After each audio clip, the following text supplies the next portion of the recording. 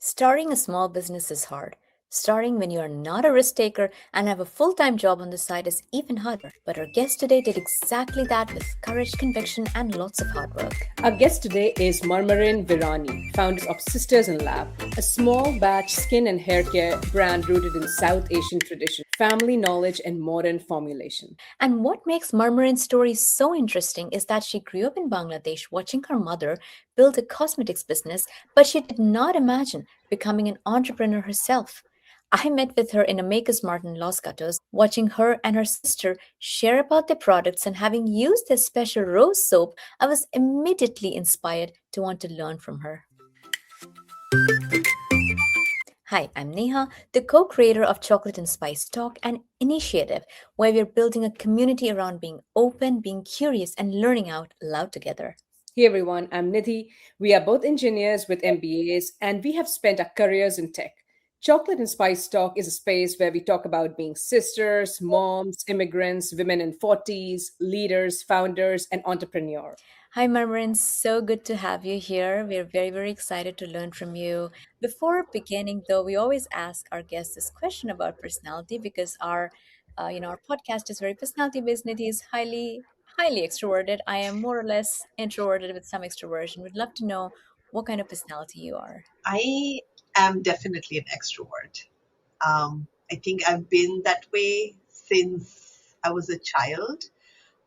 Though I feel like when I'm in front of a camera, I get introverted because I get a little camera shy. But otherwise, I love talking.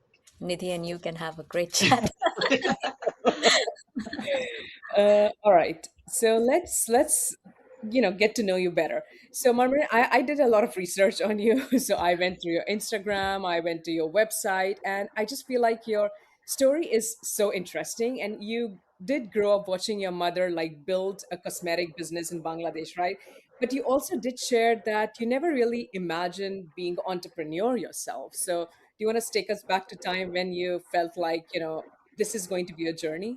My first memories of my mom was, she started with making mehendi, the hair mehendi, because I'm born and brought up in Bangladesh, but my grandparents and all are from India, right? So my mom moved to Bangladesh, she got married, she settled down, right? So you see all these people importing all these products from India. So she's like, I have some knowledge, I have some background, maybe I go into that. So I that's how I started seeing her, starting with hair henna, seeing what the market is, and I would like come back from school, help her like seal the bags, weigh it, put it in the pouches, fold the leaflet, and all of that. So I saw her growing up. I saw her do all of that, and I think until I came to the U.S., it was it was growing, but it wasn't what you would say like an amazing successful growth. So I, I never thought I would be like a risk taker. So I was like, okay, I want to be safe. I want a 9 to 5 job, which makes me money, where I don't have to worry about, okay, how's my business doing? How's this and how's that? So I want to be able to turn off my brain. So I came here, I studied, I work with federal grants. So it's like completely a different area. And then found an amazing man, got married, have a extroverted, rowdy 4 year old. But like, I think what hit me or where I felt like maybe this is an arena I want to explore is postpartum. I feel like for women, right? Nobody tells you all the difficulties, all the issues, hormones, a lot of stuff that will happen to your body, your mental health when you give birth, when you have a kid. And like everybody's like, it's all ha ha he he. And I always wanted kids because I love kids, but I don't think I fully understood um, what it is to have a child, all the additional like worry you have, the sleep, they have a cold, especially when they're younger, right? And then I had like really bad hair fall. Like I had like really dry skin. Like I had a lot of hormonal issues. My kid had eczema. We were like trying to figure out what is causing this eczema. Is it allergies? It was like not allergy. What allergy? What do I use? What do I not use? Right? And then you do research, and there's all these options out there, right? And but the doctors always prescribe, okay, go for like the steroids, and then buy this and buy that. You're like, I don't know. I recall that my grandfather is the only one in our family who had eczema, and what he used was coconut oil. So I was like, okay, let me try coconut oil. Coconut oil didn't do it for him, and the doctor's like, don't just do coconut oil. You have to do this and you have to do that. You have to use oats and this and that. And then I'm like, I see issues in my skin. I see issues in his skin. So I had a chat with my parents. I was like, I never wanted to be part of this business, but like I see certain products working, certain products not working. Why don't you guys maybe formulate, like, for example, we started with soap. So formulate some soaps for me. So my parents have their company, but they also have like a small farm where they grow goats and cows. They use the milk, right? So my mom makes fresh ghee for my son. So I'm like, why don't you use goat milk? I see a lot of people here saying goat milk is really good. Why don't you use goat milk and make a soap for my son? And then she made some, and then when she visited, and I'm like, okay, this is really good. And then they were also going a similar route in their business where they are looking at more like handmade soaps. And when I say handmade soap, it's, to be very precise, it's a cold process handmade soap. Something I had no idea about before they introduced me and I did the research. So if you've heard about the brand Lush, right? I love their soaps.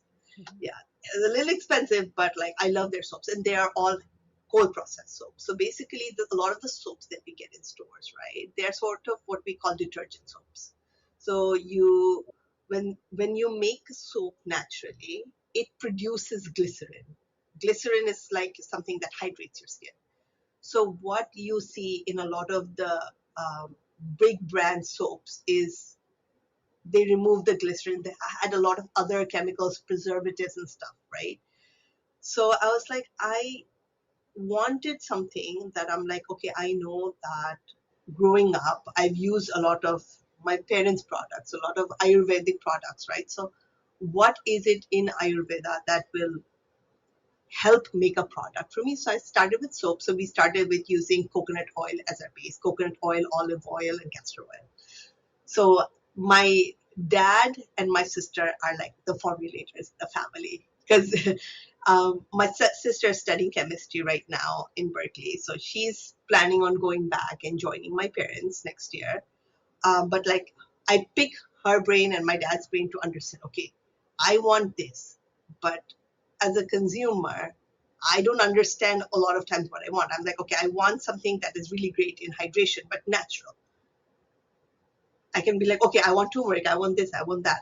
But then they are the ones who guide me and explain to me. So this entrepreneurial journey started with, okay, I'm having these issues. My son is having these issues. My son is in daycare. I see a lot of parents complaining. Maybe there is a space for me to make products for my friends and family to see, and like maybe this is something that is meant to be, because I'm like, I don't see a lot of stuff with like turmeric. I don't see a lot of stuff with sandalwood. I love saffron. I feel like if I see certain brands, they're like extremely high end. But if I go to like our traditional desi grocery stores, it's all like those detergent soaps or like really mediocre quality. Also, along with this, I love like all these other beauty brands like Glow Recipe, The Ordinary. I like Ranawat, but and I was like, Ayurveda has been guiding us for a while, but I think we should also not negate all the innovations that's happening. So I was like, maybe what I'll do is I want to create a brand which somewhat merges the two. So not all our products are just fully Ayurvedic. Our core is we want to follow that. So our core, our star ingredients are that. But then, for example, like I love face mists. So I'm like, I'll start with, okay, what are the stuff that I really like that I can play around with formulation. So I was like, okay, maybe I make a face mist. But I like rose, but I'm like, just rose is not enough. I want to include saffron. How do I do it? So I was like, okay, I have Spanish saffron that we use in our house, that we use for biryanis and stuff. So I was like, I want to infuse it and see. And then I was like, okay, I want to infuse it, but I want to understand how much do I need to infuse to actually see results. But then I also want to be like, okay, I am also like, I want to be careful about what scent I am liking. So instead of me doing a lot of market research, I am the one. I'm like, okay, I like this scent, I like this texture, and then when I'm like, okay, I'm like 75% finalized, I ask friends and family to try it, and so yeah, so like I have products with Ayurveda as a main component. I use other botanicals to guide me. I feel like I also look at what other beauty brands and communities are using, whether it's the K beauty world or Japanese beauty. I feel like a lot of them are using botanicals as a guiding point. So we should learn from each other. And I wanted to bring like a East meets West brand that I feel, how do I say? I don't want my brand to be that, oh, use it, you'll be beautiful. Everybody is beautiful. Everybody has beauty in their own way. We want to enhance it. We want to help you get the good healthy skin, good healthy hair, good healthy everything. So we want it to be like your best friend that pushes you to be in the spotlight. Yeah. Amazing. Wow. And you talked about I like think I went way too much no, it is over. amazing. You went from federal grant to, getting married to the love of your life, having a kid, and then figuring like you had your postpartum and your son had sensitive skin. But was there any specific moment that you said, "All right, I'm not a risk taker by nature, but I'm still gonna go for it. I'm gonna take a risk." So it was two things. One was my son's skin condition, and the other, which would be, to be very bluntly honest, like I think maybe 2 years ago or even now, you see like this thing of layoffs happening everywhere, right?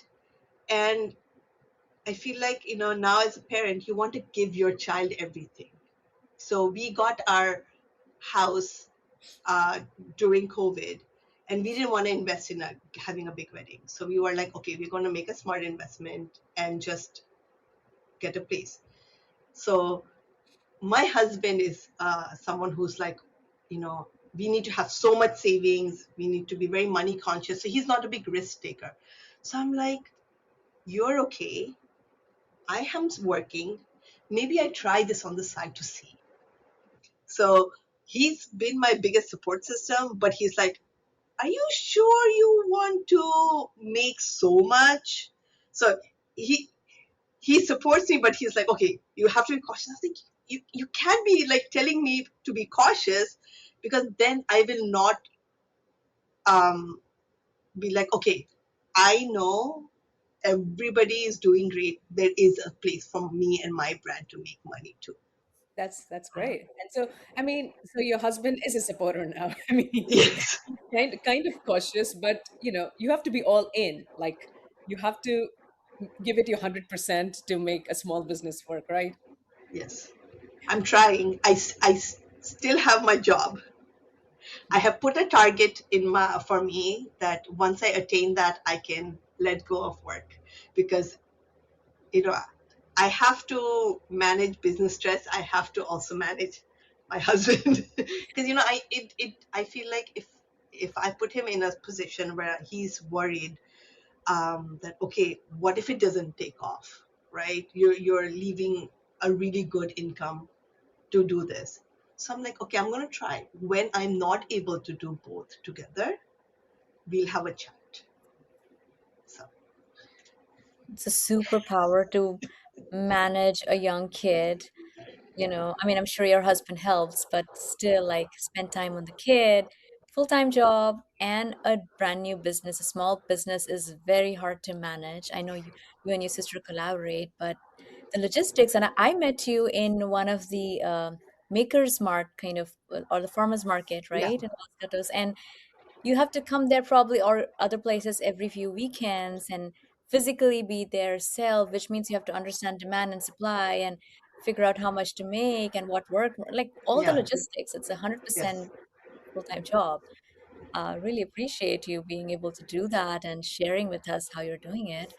I was also wondering, you already mentioned that you had a cultural background, more or less, where you've seen your parents try it successfully. So that must have given you at least some hope that there is, like, for Nidhi and I, we haven't seen that in our own home or anywhere or surrounding us where people have created their own business successfully. So we are blank about it. But I'm thinking like maybe you've seen that happen in some way or form, so you know that it could also happen for you, even though it's obviously a risk and there's a lot of competition, far more competition now than ever before. Can I be very brutally honest? Yeah. I don't think I have fully understood where my parents' business is back home, like the success. So when I go visit back home and I meet people who they're working with, like I don't think it has fully hit me. It has hit my sister because she has had a different life growing up, like much more like financially stable life growing up, right? Where like I've seen like the way other end. So in my business, I don't see like I understand the question and I understand, okay, I have a safety net.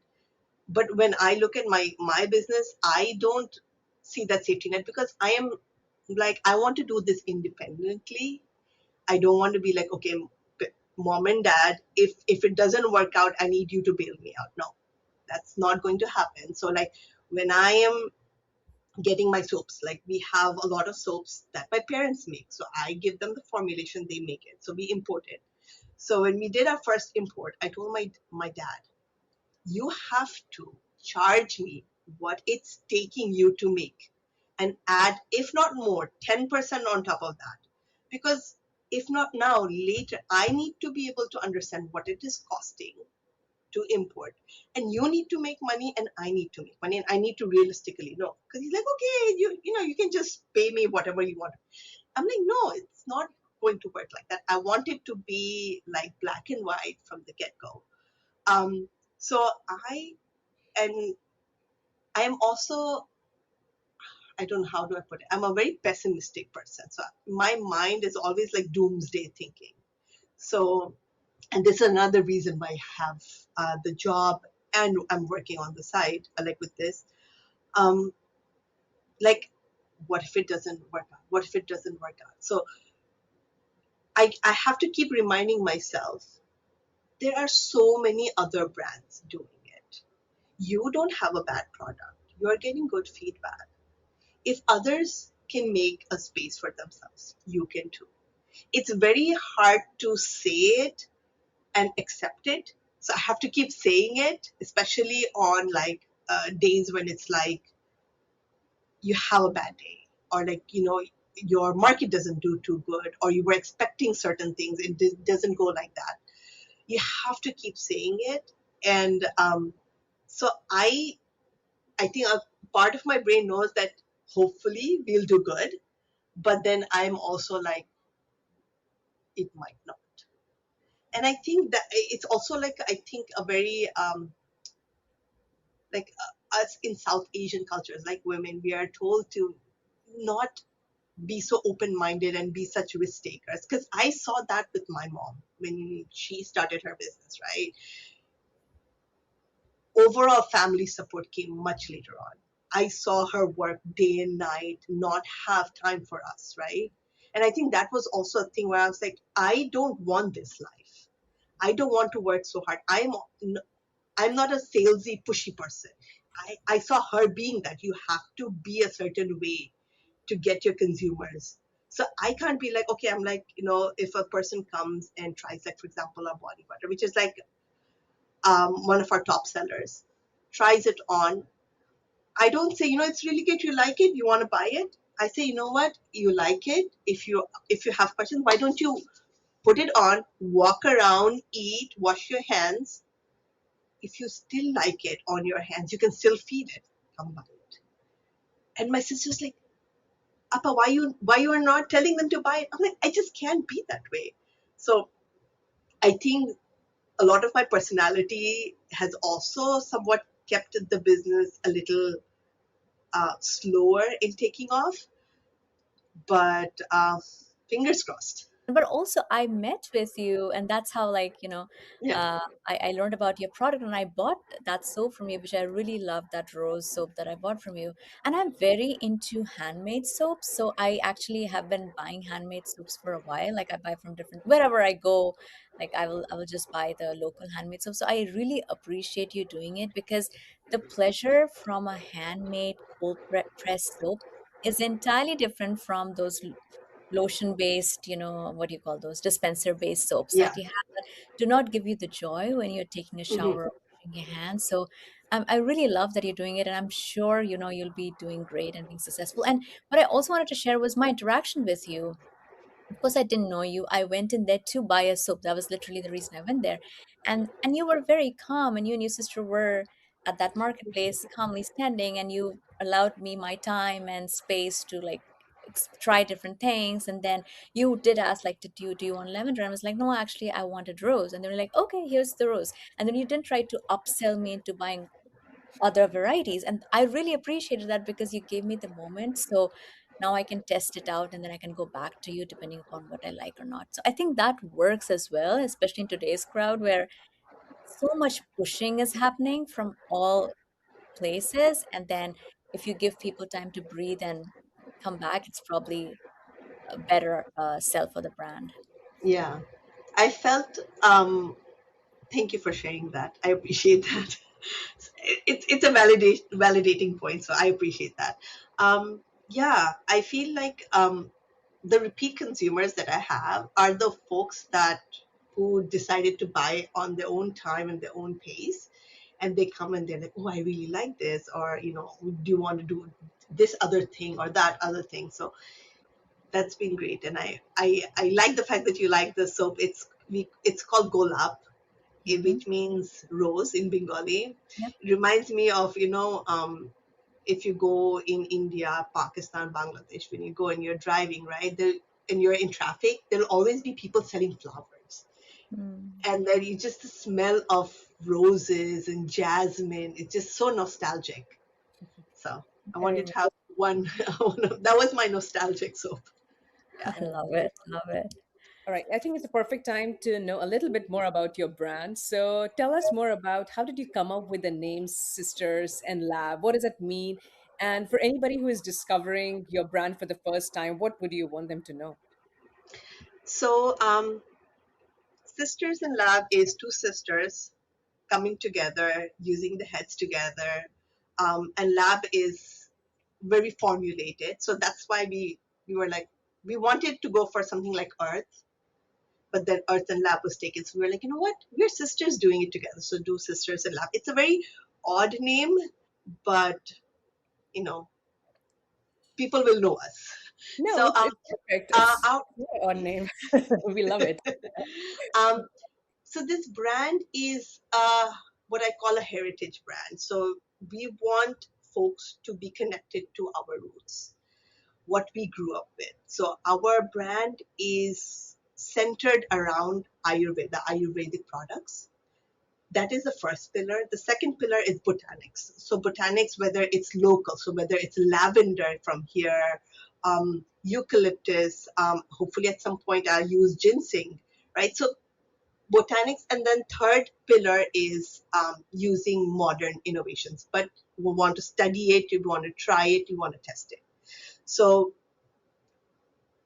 growing up, um, a lot of the Ayurvedic products we used had a very strong smell or like a very specific technique. So a lot of the times we liked it, a lot of times we didn't like it. Like for example, I used Upton, but I wasn't a big fan of the smell of the yellow. If you left it long enough, it would like leave your skin yellow, right?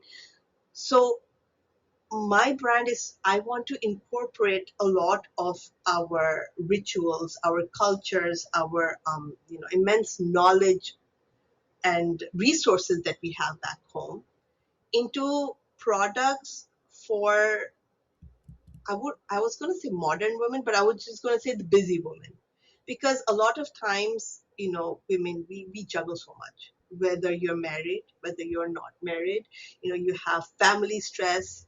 You have, if you're married, you have, relationship. You have work. If you have kids, you have to worry about your kids, your friends. There's a lot of stuff. I think us women think about and process stuff much more than men. They can think about one thing and just focus on that. We have 5,000 things running. So for that, a lot of times we don't take a second to take care of ourselves, our bodies. And if the ones that do, right, it's like only focused on the face. But your whole body needs to be taken care of, right? Because after a certain age, you're like, wait, I'm noticing my skin is dry, or I'm noticing wrinkles, or I'm noticing hyperpigmentation. We never grew up learning that, oh yeah, sunscreen is so important, right? Nobody told us, right? So now there's more awareness, but with all this awareness and all these brands out there, but I feel like all these brands out there are pushing you to look your perfect self. And this Sisters in Lab is not about making you perfect. It's about making your skin better, making it healthy. So if you have a congested or blemish prone skin, right, which is like acne skin, we've used neem for ages. Neem has helped. If you have eczema, it also helps with that. If you have a lot of skin issues, it helps with that. So go for something natural first. My recommendation is, if you want something brightening, you have turmeric. You want to use saffron, sandalwood. So we want to incorporate that um, for the busy person. So whether it's we want it to be women focused, but we don't want it to be, okay, we are only for women. We want it to be for all, because my husband uses my soap. He has inspired the eucalyptus soap because he's like, I want something that when I take a bath, I feel fresh, like my body feels fresh and my mind feels fresh. Because, you commute an hour each way to work. So you have to have that certain mindset. So he has that ritual. And so our products, we have a line of soaps. Out of that, 8 soaps my parents make back in Bangladesh. They use local women artisans to help make them, and they are also all handmade. So they are all hand cut, hand poured, and everything. Because I've seen them do it. My parents do it with them, and these women, we just started having uh, like a nursery there, because a lot of these women come from the local village houses, right? So, especially women who have like younger kids, they're like, okay, we can't work, and you can't really depend all the time on your husband's paycheck. So they want to be independent. So we have that. So along with that, I had my parents be like, if you see women have kids who want to send their kids to, okay, maybe university, but they don't have money, and they have been with you, and that, send it. I think more than profit margins, it's all about giving back. And I am implementing this from the get-go, whether it's back there. um, and the soaps we make here, we have I think 4 all year round soap. One is golab, which is rose, lavender, eucalyptus and sage, and one is wildwood. Wildwood is like the more masculine one because, growing up, there was phases where I wanted to use Axe body wash. Just, I like, you love that men's scent. So it's for like a very woody, smoky scent. So for men and women. And then we have an amazing body butter balm, which is which I say the little goes a long way. You take it, you put it right after you bath, and it's will immediately hydrate your skin. But also it has like cocoa butter and beeswax, which will create a layer on your skin that will keep it hydrated for hours. So like if you don't want to put it all over, you can like focus on like elbows, knees, like areas where that get dry. You can use it as a hand cream, a foot cream overnight. It's really great. I've used it on my son who has eczema, and his eczema has not flared. So it helped me with that because, like, when it gets bad, the steroids, I want to go for something natural to let his skin heal. Along with that, we have an amazing face mist because I love face mists. I love things spraying.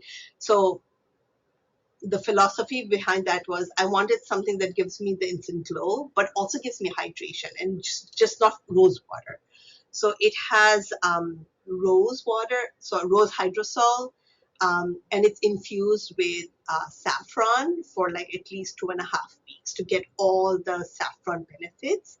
And it has niacinamide, which is supposed to help even out your skin, give it a little more brightening, but it also helps with just hydration, and it also has glycerin.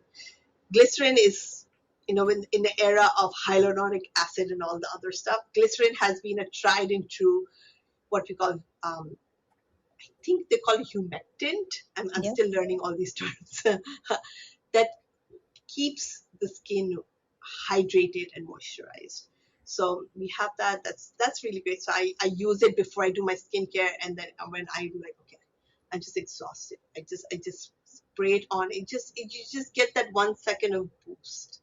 It's that 1 second of aha, 1 second of your ritual. So our brand is has products, and it's to have you make your own ritual using our products and other brand products. You have to make your own ritual. So we want to stress about self-care, not just for the face but for the body. Whether you have an hour, whether you have 5 minutes, or whether you have 2 seconds, make it your own. Find time for yourself, because when you take care of yourself, your body, you can take care of your family and your friends. Absolutely. And you I can can't take wait. like it's Yeah.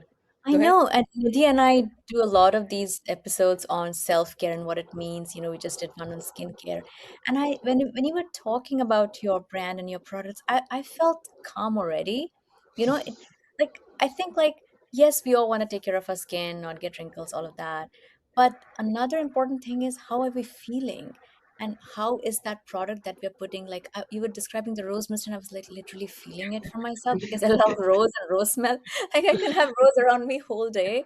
And I was like, oh my God, you know what I do? Like I have a garden and I grow lavender and roses. So I would get lavender and I would dry that and then I keep smelling. Like my Yeah, husband and my son laugh at me because I have all around my house and I just keep smelling because it just whatever the day, whatever the stress is, I smell and I feel good. So I really yeah, appreciate you figuring a way out to make a product out of it and make it usable.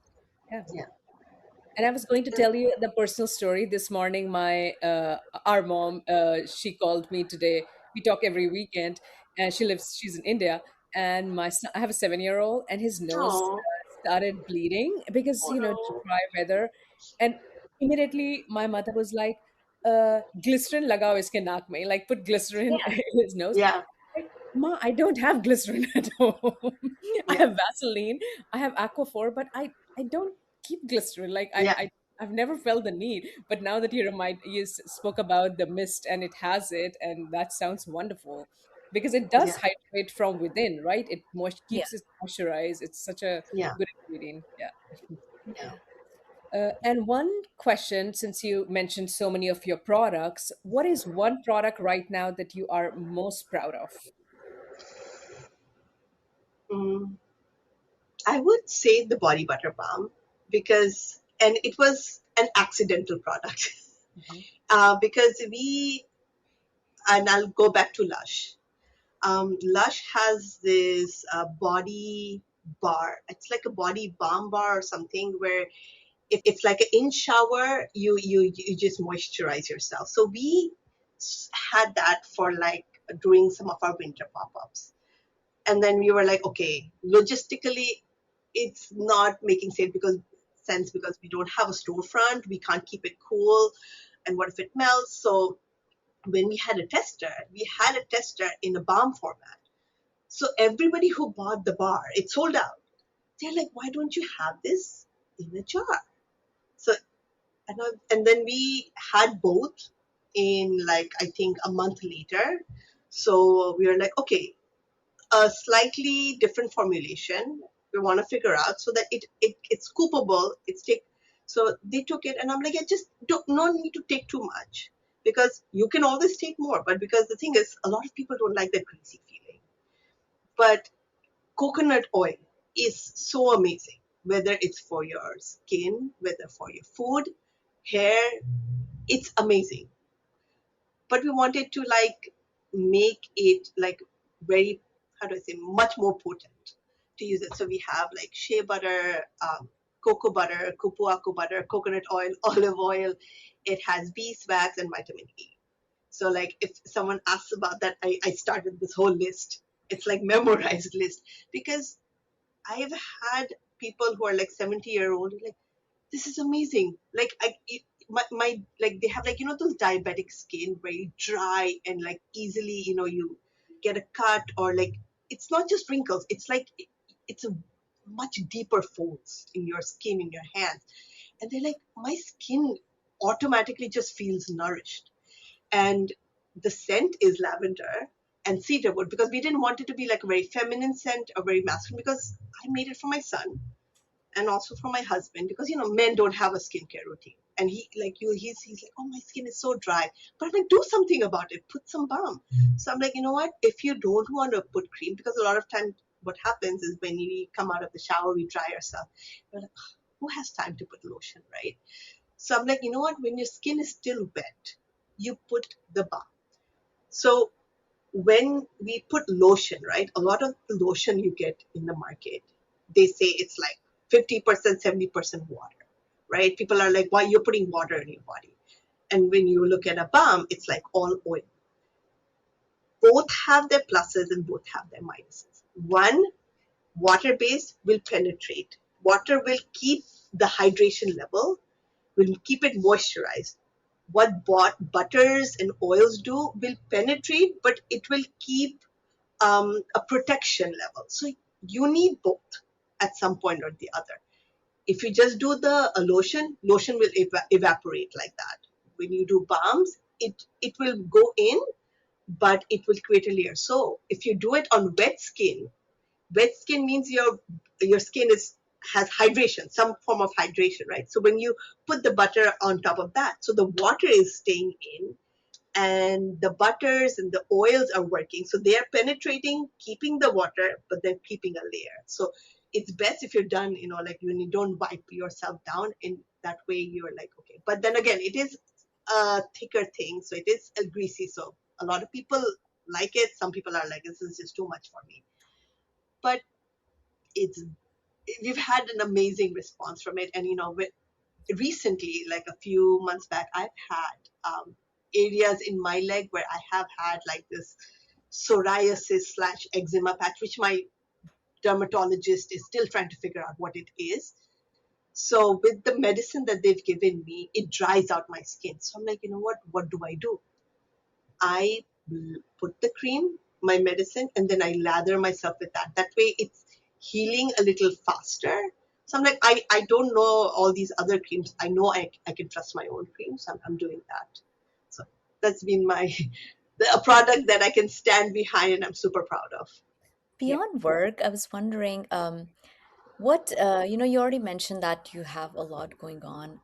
Has it impacted your health or energy in a positive or a negative way, or in any way from before? Um, Both. I'll start with the positive.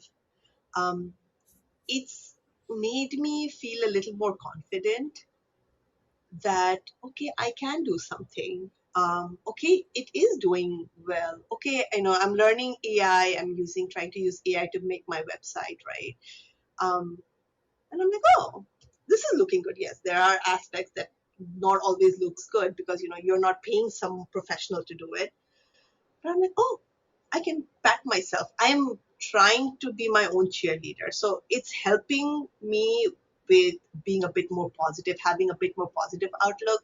I feel like these interactions, like, you mentioned your interactions, like, even if sometimes people try it and they don't buy, but you see the genuine smile that they liked it, I feel like that sometimes that's just enough, right?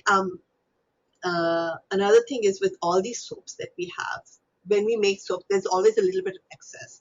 So I donate all my soaps locally to women's shelters. I have been able to do a fundraiser for Gaza. Last year, we made watermelon soaps, which will be coming out soon, just a small batch, where we all the proceeds I could give it to UNRWA. So I'm like, okay, I'm constantly worried about all these other things in my head, or what's happening in this world. So I'm able to use my platform to do something good. So which was great.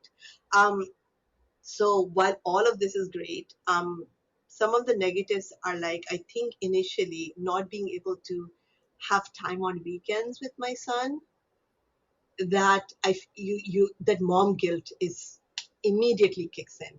You're like, okay, I'm not spending time with him. He's acting out because of me. I know, what if this has like impact, a lasting impact on him?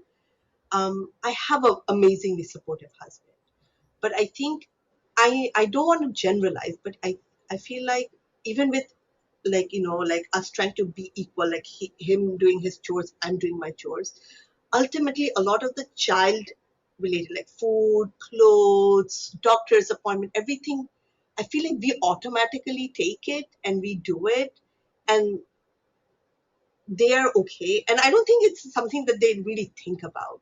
So it's like all this other thing, you're like, okay, I have to be able to do it. So there are times where at night I have to like work, so that I'm like, okay, weekends I want to keep this time.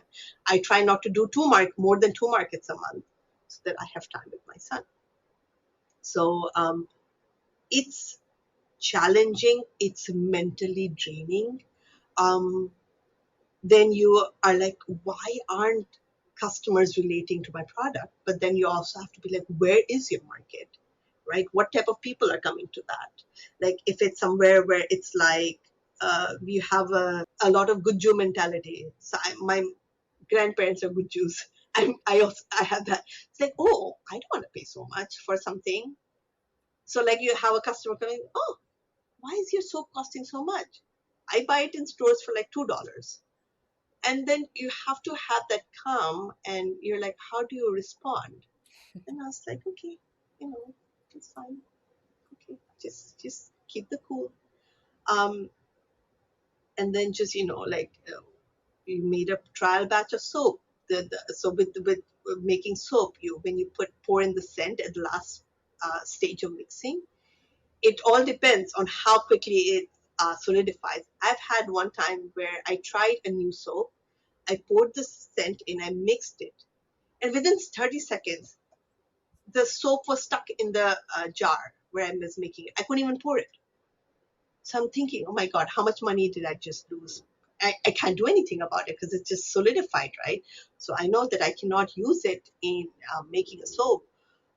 So just experimenting, what would be the next product? Would it work? Would it not work? I think your personality, um, the stress, it all comes. So it's been more bad days than good days, because I think it's just like my doomsday personality that, okay, so I think this year my focus is like, okay, I want to take it slow, but I want to focus on myself. And I want to focus on my son. I think more than myself, I want to focus on being there for my son. So a lot of times my son is also my biggest cheerleader. So when we go to Whole Foods, right? And then, I'm doing like an Amazon return, he'll be like, "Mommy, can I go smell some soaps?" So he'll go smell the soaps that are there. And he's like, "Mommy, this smells so nice, right?" I'm like, I think, "Mommy, can one day can you sell your soaps here?" I was like, Oh, that's "You so have to sweet. manifest it." My Oh, son is manifesting it for me, so that's so I have to do good. If not for myself, I have to do it for him. So Wow, what a story. I had so many points I wanted to share with you as you were talking. First of all, your website is beautiful, your branding. Nidhi and I were discussing when I first told her about you and we went to check out your website. And it was so calming. It like represents the products that you sell. Like you could already get a feel of what you're gonna get based on the website. So wanted to share that. You've done an I amazing. I appreciate did it. not Thank you. realize that you made it. It is very well done. I will not take full credit. I will give partial credit to Claude. no, It no, have no. been, You take all the credit. Claude is a helper. It's all you. It's just you. I appreciate it, and then I will give some of that to my husband because I call him my personal IT help desk. Thank you. That's amazing. And also, like you were mentioning about, being a mom and worrying. I think it is like my son is now 20 years old. He's in college, and his son is Oh 7 years. no, oh, that's a Right? different level of worry. Different kind of stages, right? Like we Yeah, all three of us have sons in different stages. And I think like it's inherent and intrinsic, probably culturally, as much as, because of the obviously sexism bias that the world has enforced upon us, that it's hard for us to not think like I worked full time most of my life as well. And even then, with a supportive husband and all of that, I would worry all the time about my son growing up and all of that. And now he's 20 and he's out of home and he's in college. I'm like, okay, that happened. So, yeah, I mean, kudos to you again. I think you're doing an amazing job. So, yeah. really loved listening to your story. I can somewhat relate to you, and I'm sorry to jump in. My sister is 16 years younger than me, Hmm. so I call her my firstborn. So she's ending her college. So I'm like, okay, how did your exams go? How are classes? So like she was in boarding school, I think since like middle school onwards. So just like I was like, okay, my parents were parents with me. I'm gonna be a friend. So you can be open because I think culturally, parents haven't necessarily been friends where you can open up whether it's something that you did something that wasn't good that relationships about a certain experiences. So I was like, okay, I'm going to be your sounding board. You can tell me, I will give you advice, but I will try not to judge because I'm like, I'm this way I will also learn so that hopefully I can be a better parent to my son. So yeah, my sister's last year of college, I Amazing. feel you. Like, I'm constantly worried. I'm like, she's like, Appa, can you call me? I have an exam. Just call me until I wake up. I'm like, girl, you are like, what, 22? You don't need me to call. And so I like when we have our family conference calls, and I'm like, Mom, can you stop this? Just stop letting her be like this. You want her to come and join you.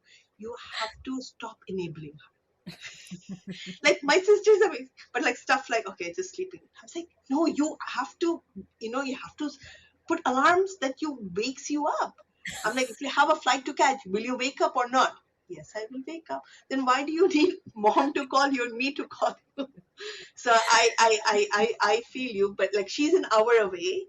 But even then I have to like check in with her. I'm like, come on over once a week, not too much partying and all that. So, yeah. And I met with her as Yeah, well in that same shop. And like, it's incredible. She's so young. She's a Gen Z. She's so young, and she was there with you, patiently helping you. And then you had some IT issues with some things, and then she was helping yeah, you with that. It was so good to see your interaction and the fact that, somebody so young is already learning the ropes with you. Like, she will have that natural confidence as she gets older because she's seen what it takes yeah, to reach a certain stage. yeah, You've already shared, some of your hard moments. I wanted to check, like, as a woman starting, own small business can potentially be hard depending upon how much support you get. Did it feel like you were able to get support besides from your husband and your parents, in general from society, like your relatives, friends, neighbors? Did it feel like they were supportive of your new venture? Um, I feel like I had high hopes because when I say high hopes, that people would be like cheering me on in the sense, okay, I'll post, I'll buy some stuff and this and that, right? Very few people decided to do that. Like immediate family, yes, they were like, okay, we'll buy from you, and but if like with my neighbors, with my friend circle, it was like a aha moment. And I'm like, huh.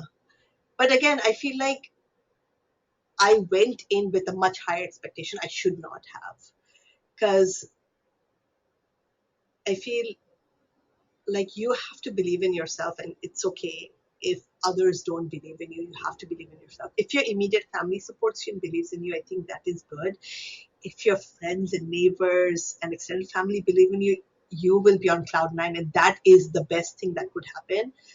But I think going in thinking that that will not happen probably would be the better mindset. I think us women have much higher expectations because this of what we see online, right? Because online is all edited, all the great good stuff. I've had support. I have some solid cheerleaders within the family, within my friends group, but not what I had expected. Because that's what like social media and everything showed me. Like, oh yeah, they started, everybody posted about it and everything. And I'm like, oh, what happened? Why isn't the thing ticking? So yeah. All right. So my next question was going to be that if somebody is in the same state as you, trying to start a small business, like what advice would you have for them? How would you encourage them? Any of the tips or tricks that you want to share with them that will be helpful? Um, if anybody wants to start anything on the side, they want to explore anything, whether it's a career change, any type of change, it's go for it and explore it. I would just say just be mentally strong because you will have roadblocks. Um, if you have good support system, that is great. Sometimes you might have, sometimes you won't have, right? Because of what are priorities for people within your family, within friend circle and everything. So go for it. I think you have to believe in yourself because if you believe in yourself, others will believe in you, and they'll see that strangers are their biggest cheerleaders than like friends and family at times, which is going to be great. But it's going to be tough. It can take time. Don't see other people's success and immediately think, okay, why I'm not making so much money, or why my brand is not there, or why this career change hasn't hit me quite yet. Do your research, go with it, like go all in. Don't be like, okay, I don't, I don't, try it, research it, go for it. Yeah. And I think as women, we should be each other's cheerleaders, especially as we navigate life. Because a lot of people, you see all these founders and all, they are all making all these brands and making all these career changes. I mean, like after 30s, a lot of them. So I think it's our era. We need to be each other's cheerleaders, and we need to be open to trying other people's products, if not even trying products, hearing the stories and supporting um, founders, whether it's they're changing a career, whether starting a new business, in however way we can or we are comfortable with, we should support. Absolutely. And you know what? Like, as you were talking about it, I was like imagining if your soap would show up, soapy and your lotions would show up in Whole Foods and Trader Joe's.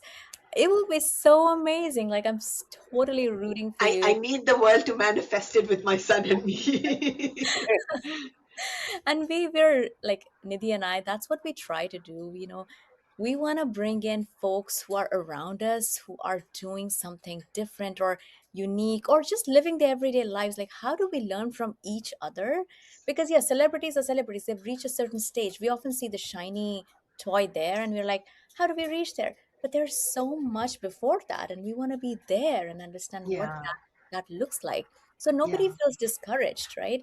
Like, yes, you and I and Nidhi, we are similar, and this is how hard we have to work to go there. And why can't we learn from each other? yeah.